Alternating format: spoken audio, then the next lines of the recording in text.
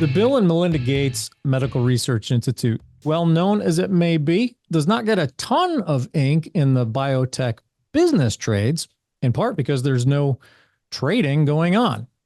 Gates MRI is a nonprofit biotech launched in 2018 and funded by the Gates Foundation. As such, there's no dramatic story of a hard-fought and oversubscribed Series A.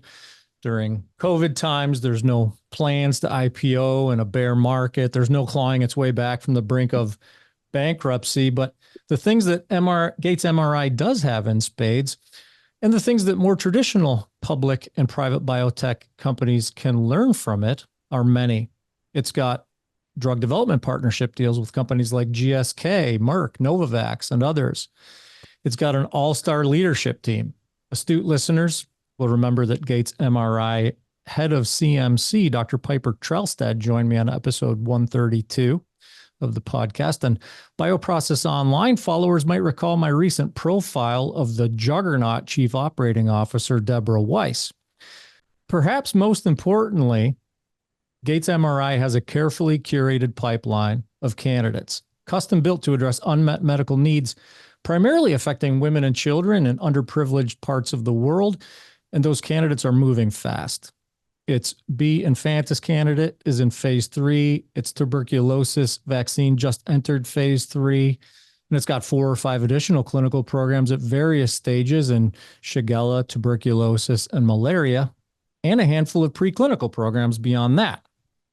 Central to the global humanitarian mission at Gates MRI are its people, many of whom have more than just hands-on in the lab experience, developing new medicines, but also boots on the ground experience, building the life sciences industries in underserved parts of the world.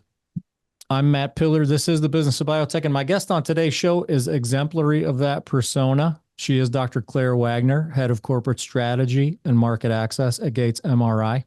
And on this episode of the podcast, we're going to get to know her. We're going to get to know her work and the broader impact of Gates MRI in the business of biotech. Dr. Wagner, welcome to the show. Thanks, Matt. Great to be here. And thank you for a very kind and generous introduction. It's really lovely to be part of your show. It's super lovely for you to be part of our show. I was excited at the opportunity to have you on the show and talk with you, in large part because of your super rich experiences, even prior to coming to Gates MRI. And I want to start there. I want to start by sort of getting a sense of who Dr. Claire Wagner is. And I'm going to give our listeners just a little bit of background on you to set that conversation up. You followed up your Dartmouth undergrad in anthropology with a Harvard Medical School MD and an MBA. And when I look at that mix and I think about the current position that you're in at Gates MRI and the Gates mission, it seems like that was a carefully curated foundation for the role that you play today. I'm sure it wasn't, though, because there were a lot of stops along the way that we're going to learn about today. But if you take us back to that time, like coming out of Dartmouth, going to med school, and kind of thinking about what you wanted to do professionally, what were your intentions? I mean, assuming that you weren't carefully curating this role prior to Gates MRI even being a thing. No, I think that's right, Matt. There is, as with many people's careers, maybe everybody's careers, it's really quite nonlinear. And I would say a lot of the decisions that I ended up being able and having the privilege to make from a career standpoint and an education standpoint came from some luck and the identification and seizure of that luck.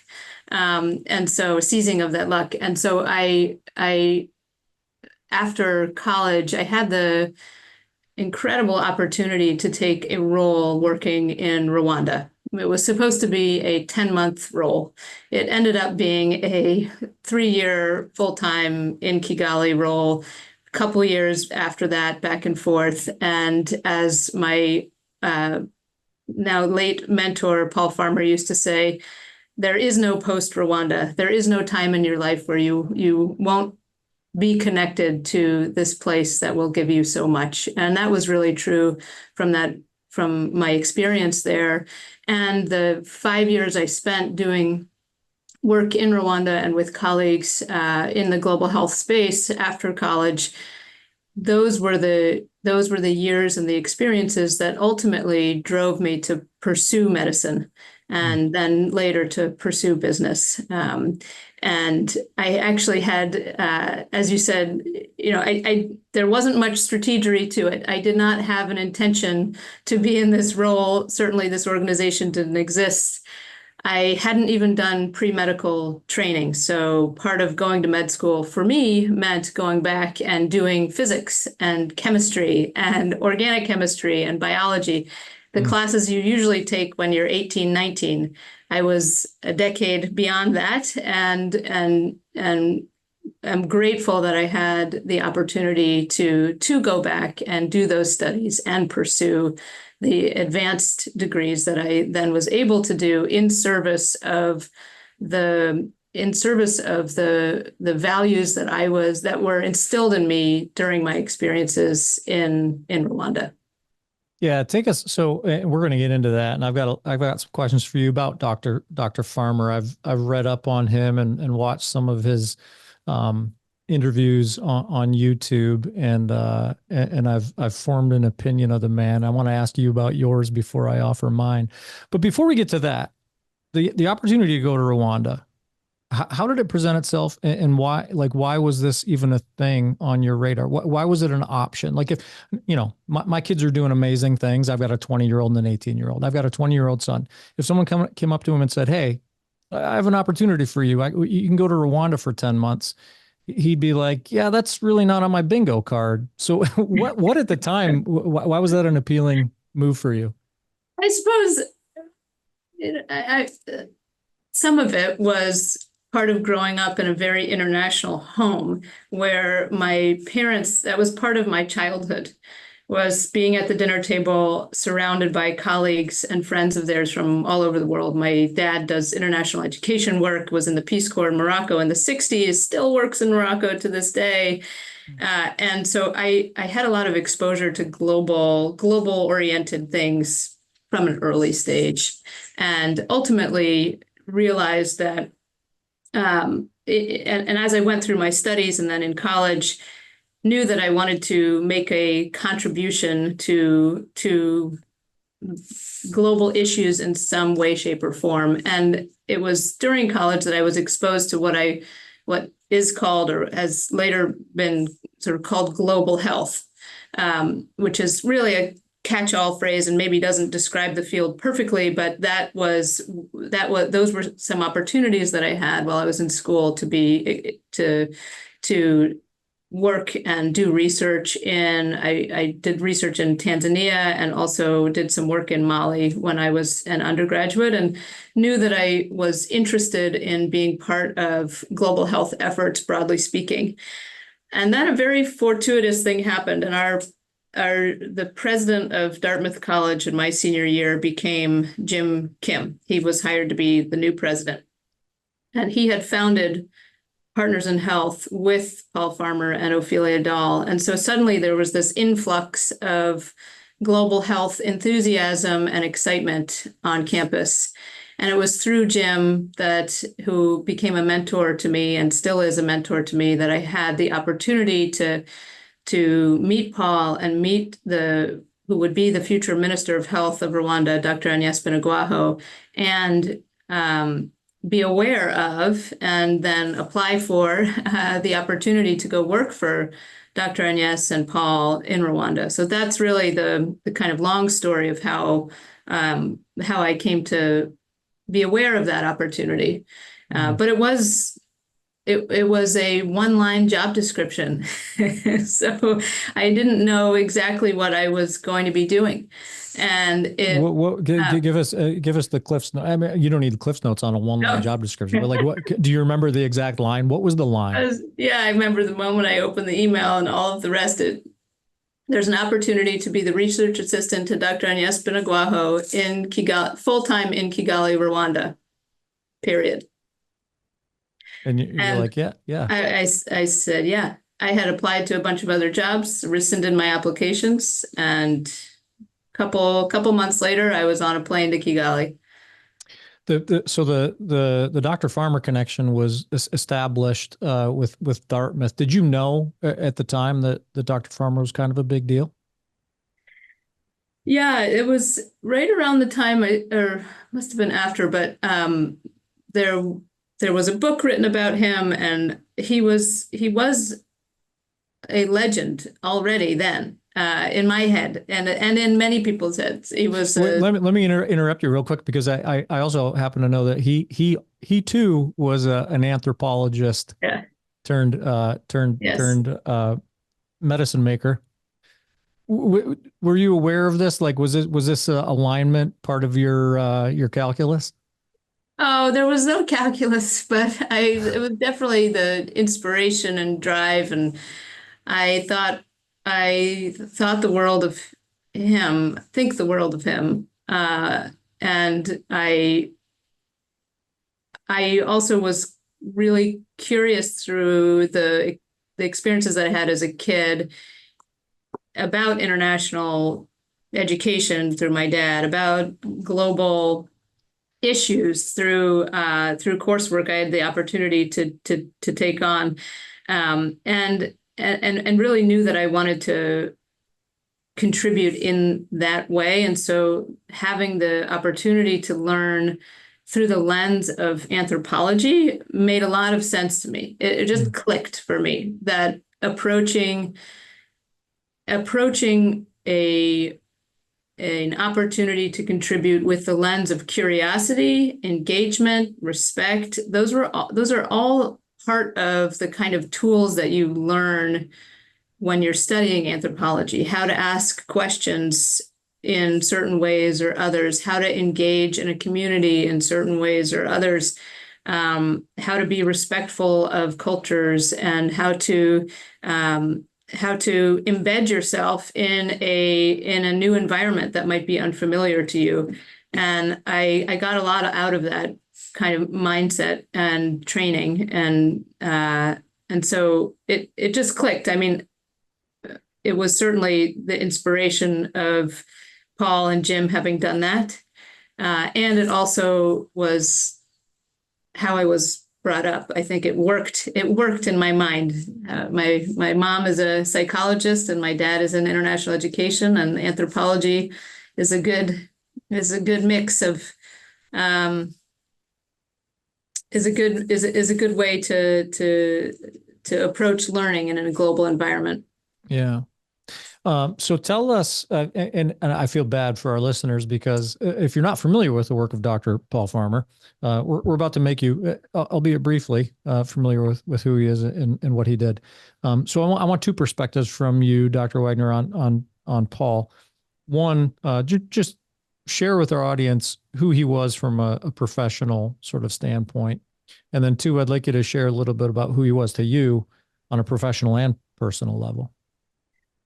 So we could spend an hour talking about all the Well, professional yeah, and things I'll about Paul, but interrupt you. I'll Yeah, give the I'll quick interrupt you again real note. quick. We'll give you the Cliffs Notes for real this Yeah, time. yeah, Just hit YouTube. I mean, there's so much fascinating content featuring yeah, yeah, Dr. Farmer and his work. So yeah, yeah. So Paul co-founded, as I mentioned, Partners in Health with Ophelia Dahl and Jim Kim in 1987. Partners in Health has then become a very major global health organization around the world with sister organizations in many countries around the world. And in addition to that work that Paul did, he taught for many, many years in the Harvard Medical School community, courses in global health, medical anthropology, and so forth. And I think there are a lot of pioneering there was a lot of pioneering work that he did, and a huge number of changes that he ushered along and fought for in the global health community that we can look back and say, yes, that was Paul. That was Paul's work. In addition to the innumerable ways that he changed the global health landscape and global health architecture, he also brought up many, many people. And I am a very fortunate one of those many, many, many people who he took under his wing. And he made every mentee that he had feel like they were the only mentee of his. It's And incredible. it was a remarkable thing. And I feel very fortunate to have been uh, mentored by him for the years that I was. He this guy had access. Like I mean, he had access into the upper reaches of important people in global health. And yet, like, I get that sense. I was going to say I wanted your perspective, and then I was going to share just, I mean, mine from a million miles away. I think those YouTube videos I reference are a great example.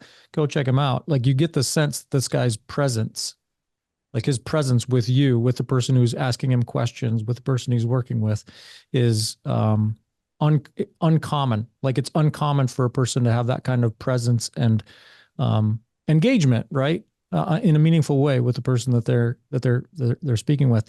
And I get the sense that, like, he took that with him wherever he went. I mean, and it didn't matter what color the person was that he was working with. It didn't matter what language they spoke. He was engaged for humanity. He was. And, on our badges here at Gates MRI, we have the phrase, all lives have equal value. And he lived that every day. He would spend the same amount of deep quality conversation time with the head of the WHO as he would with the person who was in charge of sanitation in one of the hospitals that he helped found. He knew the names of all the patients on the ward. It was just incredible. When I would round on patients with him in Rwanda, which wasn't often, he knew every patient's name, every patient's parent's name who was there with them. He just had this way about him, just like you said, of being so deeply connected and embedded in the community that he was in, and having the presence with each individual in a way that I think is quite unusual. Yeah. So how did that sort of inform you? You said you went into it with international and cultural curiosity. How did that experience kind of form up your next steps? I mean, I'm assuming you kind of doubled down, right? Like, how did that experience kind of inform what you did next? And we'll talk about those positions that you took between then and Gates MRI. Yeah, so much of my time in Rwanda was working with Paul. Also, much of my time in Rwanda was working with the Minister of Health, Dr. Agnes Binagwaho, who we could spend a whole nother podcast talking about her career and the pioneering work that she did and all that I learned from her. And I have a colleague who says every day with her was like getting a master's degree, and I would stand by that. And the changes that she made to the global health architecture are also too numerous to count. And she and Paul were thick as thieves in doing the work that they did. And so one of the things, though, during those years that I was there, I did have the opportunity to on my personal time, shadow in a public referral hospital in Kigali. That gave me a lens that was quite different from working in the public sector at the level of policymaking and product introduction. Here I was in a pediatric unit, specifically shadowing physicians who were taking care of kids who had heart disease and cancer. And what I observed at the time there was a setting that some described as being like HIV was 20 years before, 10 or 20 years before, where patients go to this ward, a pediatric cardiology ward, basically to die. There was no solution.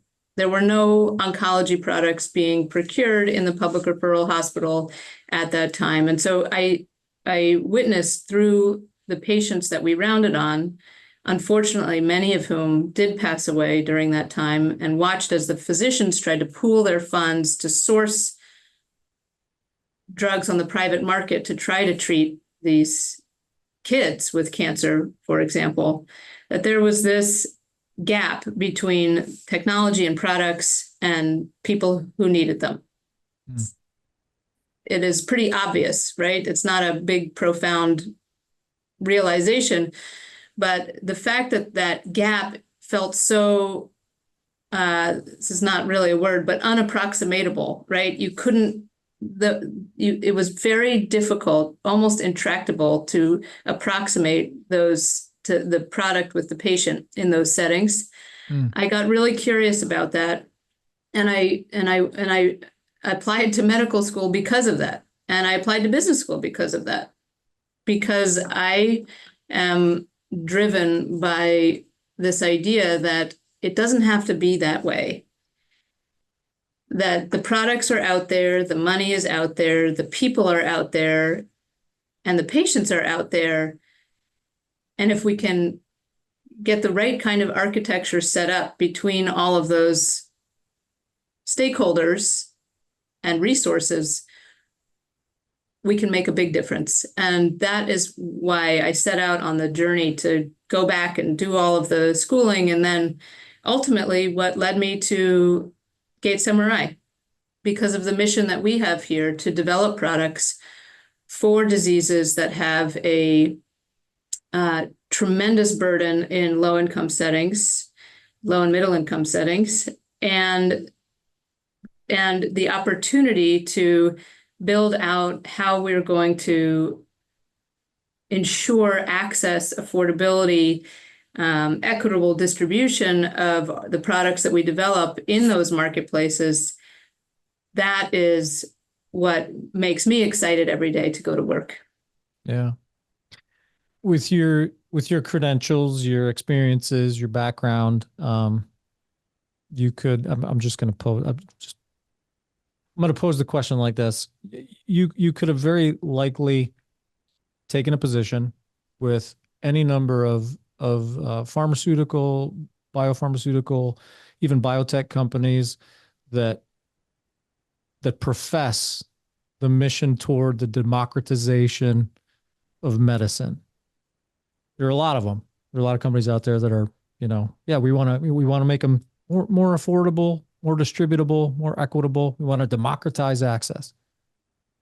Why Gates MRI?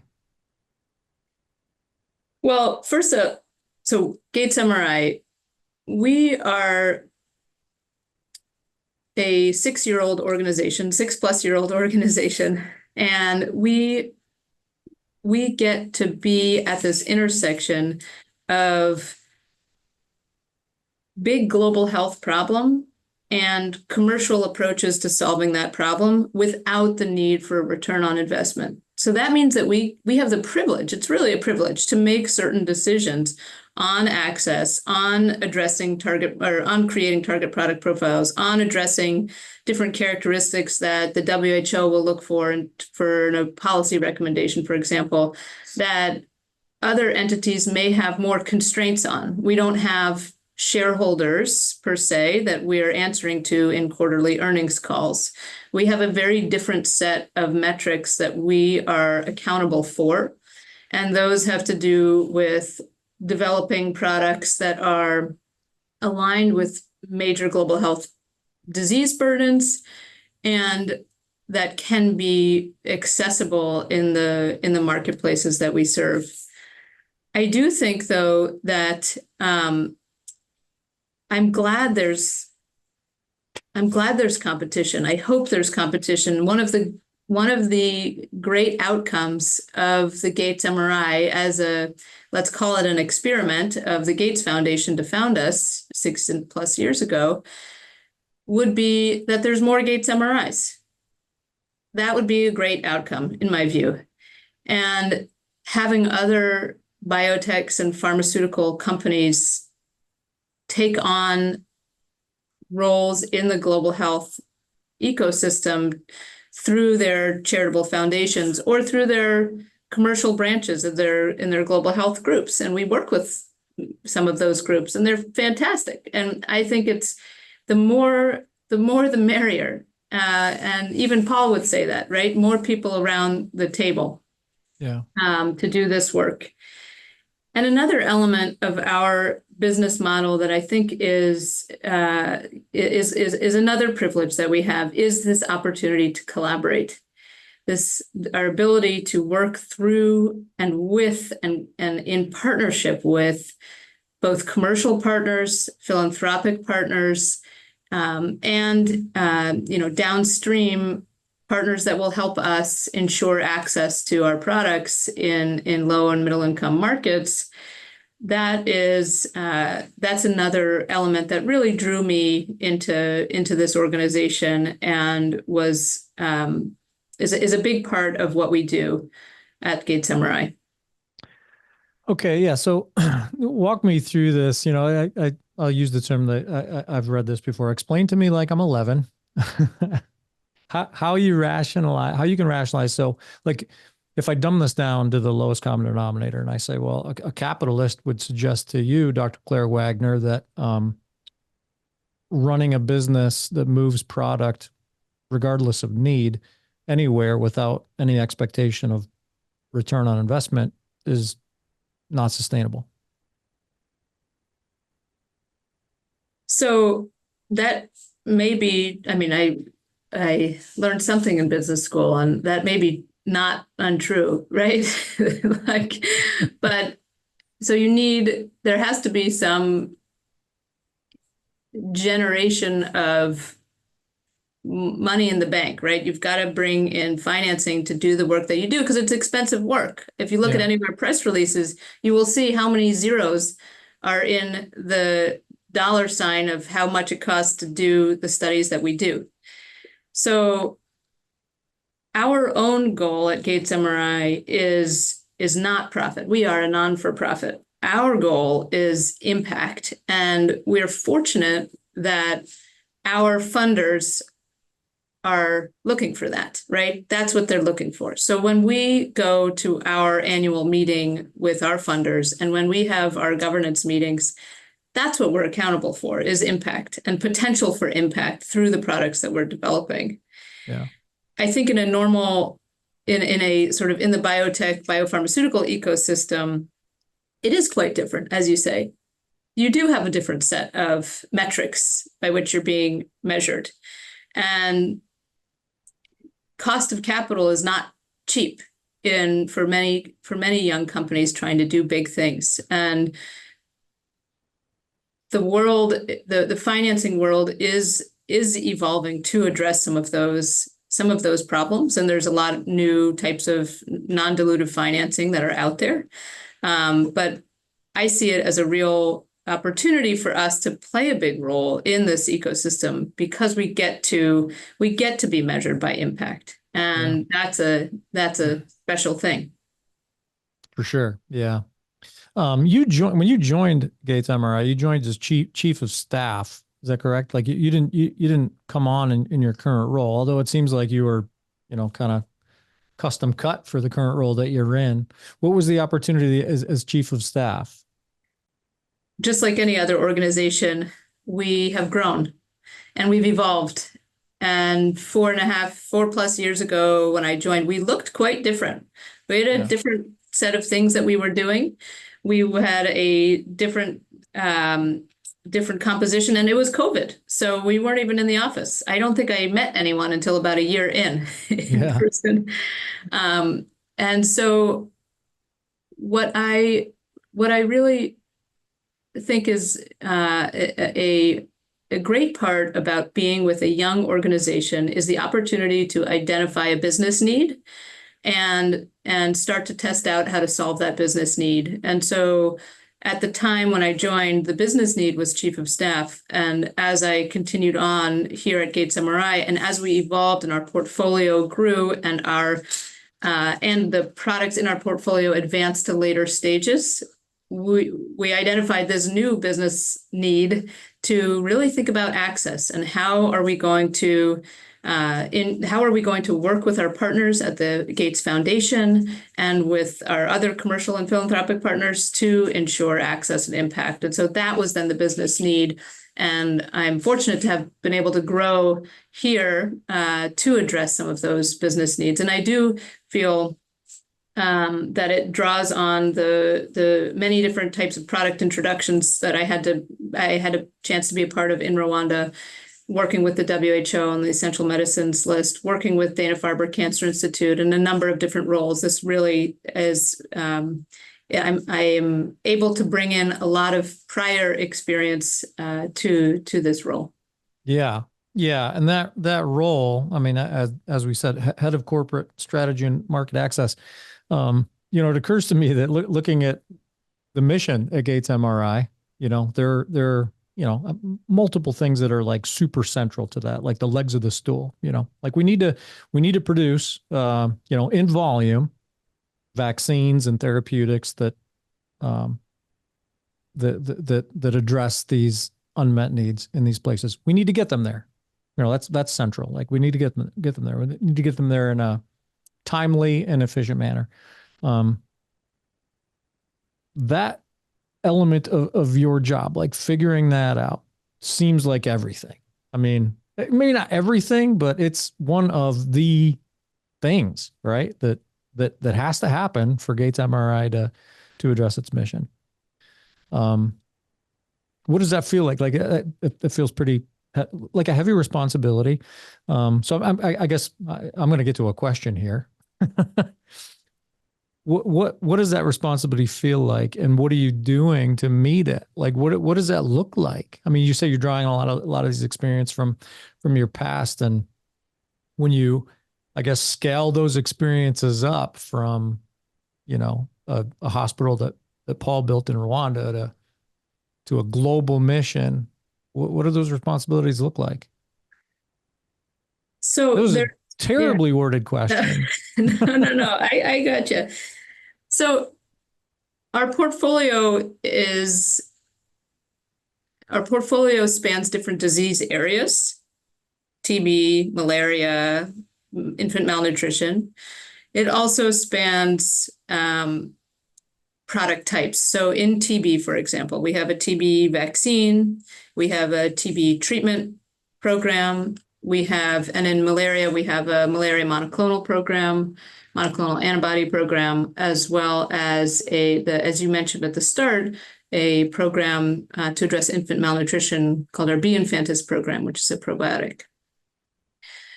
Each of those, being at various stages of development, requires a different lens in terms of so-called market access. And when I refer to market access, I'm talking about the suite of activities that are required basically to get a product from, let's say, R&D to a patient. It's very broad. It's used in lots of different ways and different functions, and it can take on lots of different meanings. But in this particular setting, let's take that as our example. So for an earlier stage product, or let's say a product that you haven't quite brought into your portfolio, that might look like doing things like a global policy landscape, developing a value proposition, demand forecast, and so forth. And as you move through, as you're refining some of those vantage points on the actual product, you're going to start looking at your cost of goods. You're going to start developing your end user segmentation, your business plan to get this product to market. And for example, in our TB vaccine program, the M72 AS01 program, we're now at the phase where we're deep into the enrollment of this trial. It's a really exciting time. This is a product that is for the prevention of active pulmonary tuberculosis. A quarter of the world's population is thought to be latently infected with TB. That is a lot of people. Our vaccine is designed to prevent the conversion to active TB. It's a very expensive study. It takes a long time. And yet we haven't had a new vaccine for TB in over 100 years. And so the opportunity that the Gates Foundation saw to bring this into Gates MRI and have us usher forward the phase 3 development was just an incalculable opportunity for public health impact. So the work that we get to do now in collaboration with our commercial partner, GSK, as you mentioned earlier, as well as our partners at the Gates Foundation and Wellcome, that are our funders, but also our collaborators on a lot of the actual work that we're doing to think about access, advocacy, policy engagement, new product introduction. This is a new product class. There is no adult vaccine for tuberculosis out there. The only vaccine that I mentioned earlier over 100 years ago, or that was developed over 100 years ago, is for kids. It's not for adults. So our studies, which are being run in all over the world, right, and in 7 countries in Africa and Asia, are really designed to answer the question of, could this vaccine be efficacious and have the kind of public health impact that we hope it could have? To your specific question about the work that we're doing now to make that a reality, I'll come back to one of the words that we were talking about before around collaboration. It is really through collaboration, both with the set of our core partners, so our philanthropic and commercial partners, but also ultimately the future payers, the future users, the procurement agencies. There are many, many different types of stakeholders that have been, will continue to be, and will ultimately be collectively engaged in ensuring this product gets to market. Mm-hmm. The work that we get to do now is on really access and launch planning. How will that look? What are the different types of financial architecture that will need to be stood up? What are the different policy recommendations that are on the critical path? How do we set ourselves up for success with a commercial partner to commercialize the actual product? We will not be the entity on the label. It will be another company. So some of the work has to do with that, commercial engagement and due diligence. And the suite of activities under market access is quite long, and we could spend a lot of time talking about it. But I think the core of it is going to be around implementing the values that the Gates Foundation has around all lives having equal value, and that Wellcome has around equitable access, and about capacity building and engagement with clinical trial leaders in the countries where we're working. And that's one of the we are not a human capital development organization, but everything that we do is through brilliant leaders and clinical trialists are all over the world. And so through that, we get to have this opportunity for bidirectional learning and engagement and capacity building in settings where our clinical trials are being done. Yeah. So, yeah.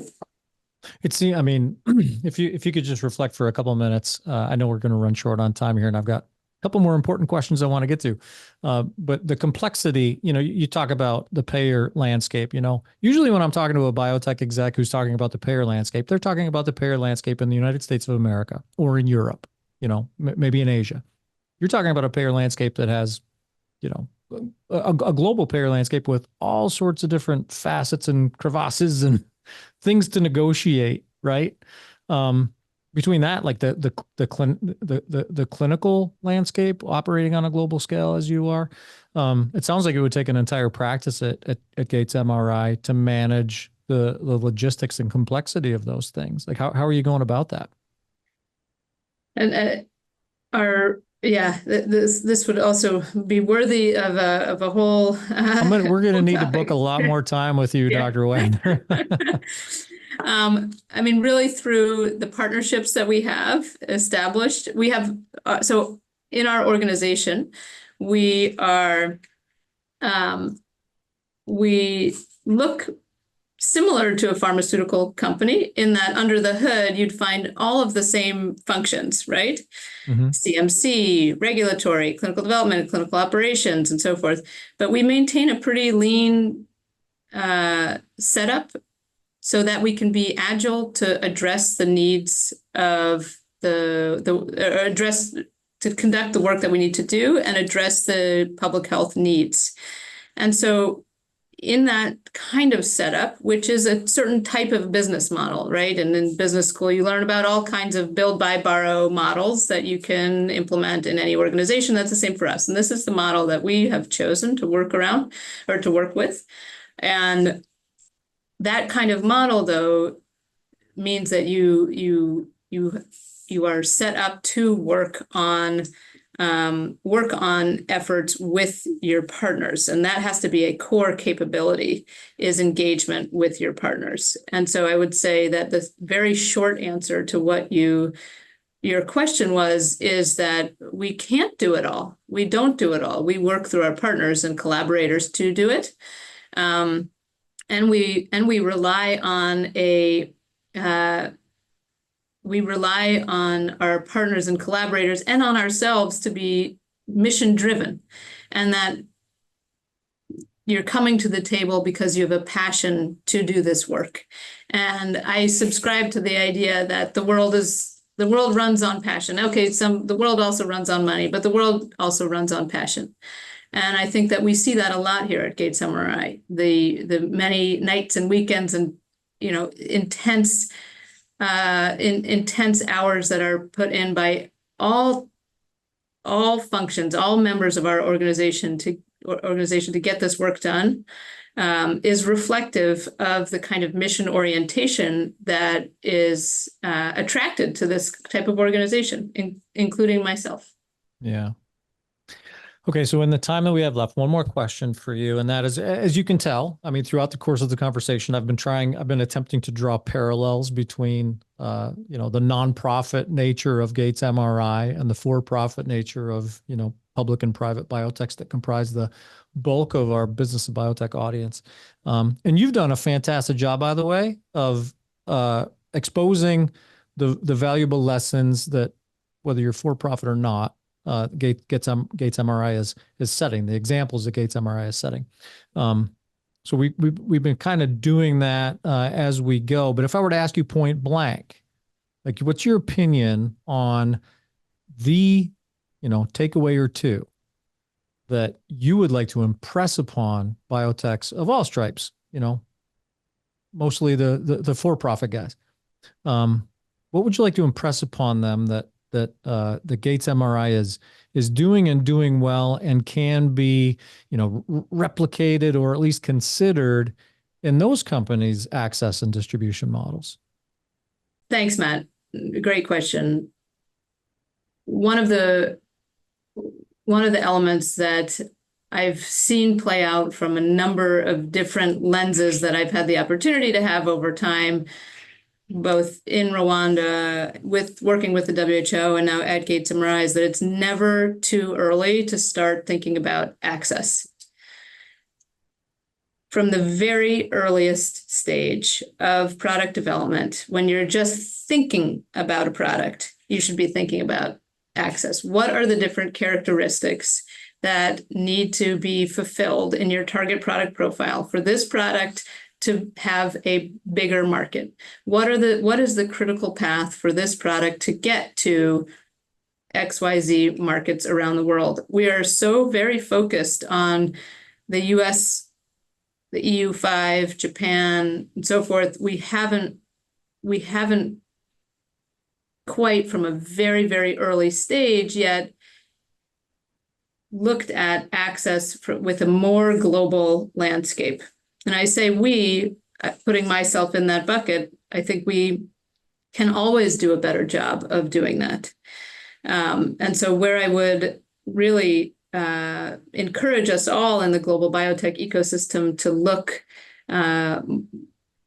at more is, what are those very early decisions that you can make from the ideation phase all the way through phase 3 that will ensure equitable access to a product in global markets? Yeah.